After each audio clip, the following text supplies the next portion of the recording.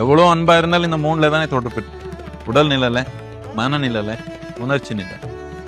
ஒரு மனிதன் இறந்தப்போ உடல் கட்டாயமா இங்க விட்டாங்க. அதை பத்தி சந்தேகமே இல்லை, கண்ணில் பார்க்க முடியுது. அவர் மனநிலை, உணர்ச்சி நிலை கூட அவர் இங்க விட்டாங்க. இது மூணு விட்டப்போ உங்களுக்கு அவருக்கு ஒன்றும் சம்பந்தமே கிடையாது. இது இருக்கிறவருக்கு தான் தாய் தந்தை, இருக்கிறவருக்கு தான் கணவன் மனைவி எல்லாமே. இது ஒரு தடவை பிரிஞ்ச அப்புறம் இதுக்கு அதுக்கு ஒன்றும் சம்பந்தம் கிடையாது. இதெல்லாம் நம்ம உணர்ச்சினால நாம் இல்லாத கற்பனை பண்ணிக்கிறோம்.